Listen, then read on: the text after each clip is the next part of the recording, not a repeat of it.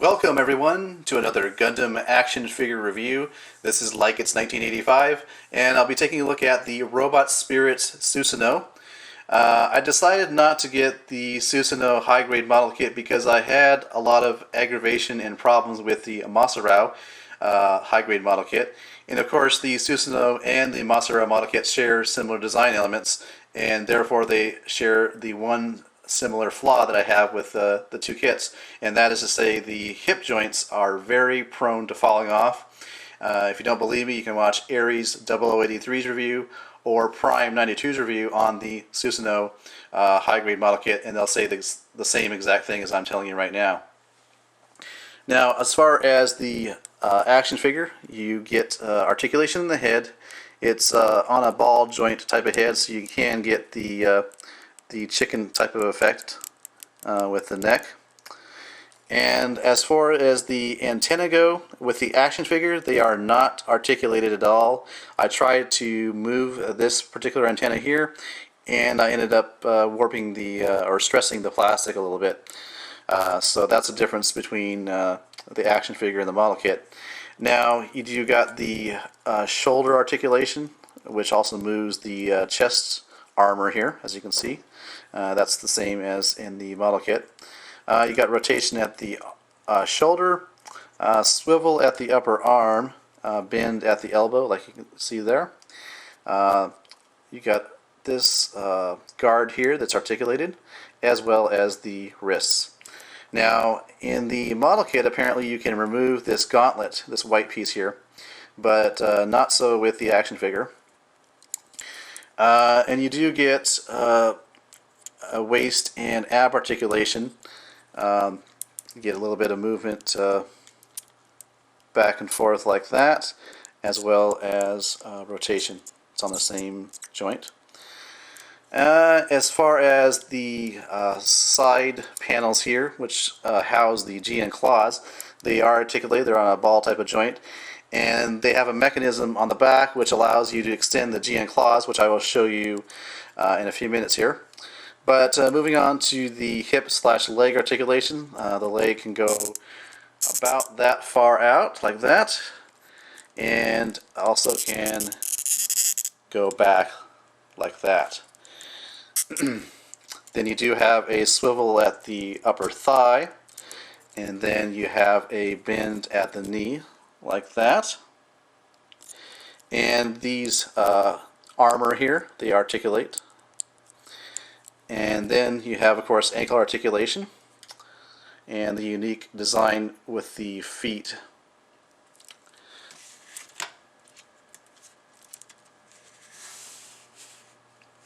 Now, moving on to accessories.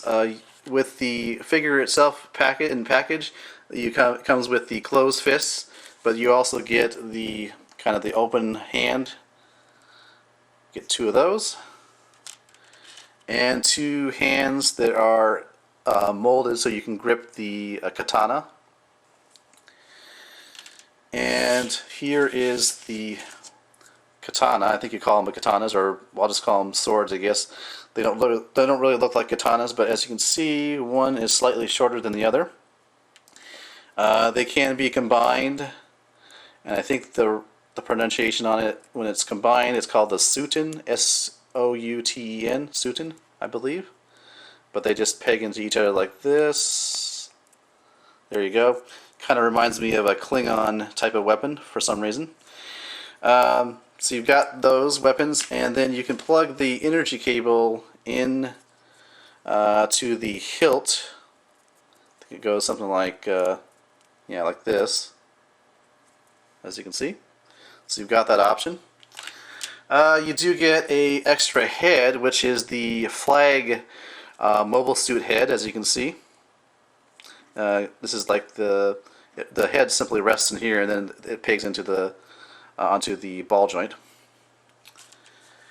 You get these two connectors here, which are designed to peg into the side of the side panel here, and allows you to store the katana or the swords. And there's two of those. And then last bit of accessory here is a adapter, I guess you call it, that plugs into a base. If you have an action base, you can plug that into that. Now you can store both of the katanas on the waist panels of the action figure using this black connector. It has a peg on there, and it pegs into the inside of the waist panel for storage, as you can see there.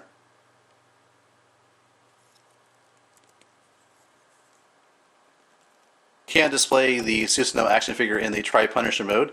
You simply flip this panel up here, as well as this one on the other shoulder. And then you take the chest section here, you pull this down, revealing the full Tri-Punisher mode. Now the feature with the G and claws is where the action figure really has a distinct advantage over the model kit. The way you deploy the G and claws is you take the side panel here and detach it from the main body, as you can see, like that.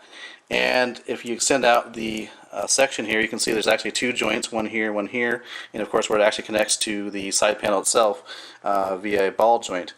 Now to actually extend the G and claws themselves, what you want to do is pull these pieces apart here, and you can see how they deploy on like a kind of like a scissor effect here, but really nice solid connection. If you watch the model kit reviews, you end up having to take off pieces and reassemble them, and they're not near as solid as the action figure. So definitely cool feature of the action figure, and definitely a win for the action figure as well. So for final thoughts on the Susanowo Robot Spirits action figure. Well, there certainly are some advantages of having an action figure in terms of the actual joint connections. Of course, they're going to be more solid on an action figure as opposed to a model kit. And of course, we saw with the G and claws that they work so much better with the action figure. But there are, of course, a disadvantage to getting the action figure, which is you pay extra costs for the action figure, and at the same time you get a smaller sized figure. Now to illustrate the difference between a Robot Spirits action figure and the high grade 1/144 scale model kit, I brought out the on the left here the Mozzarella Robot Spirits action figure, and here on the center is the Mozzarella 1/144 scale high grade model kit. And you can see the difference in height, of course, but in overall size as well. You do get a significant difference between the action figure and the model kit. And as far as the pricing goes, the action figures, the Robot Spirits action figures tend to go for around $30, and then if you're unlucky enough, you have to pay overseas shipping costs as well, which in my case with the Susanowo I did have to pay overseas shipping. So it's really up to you whether you think it's worth it. I'm pretty happy with the Susanowo Robot Spirits action figure, but I think if I was to build the kit, I would definitely be disappointed in terms of relative size compared to the model kit. This is Like It's 1985 with my review of the Robot Spirits Susanowo action figure. Thank you so much for watching.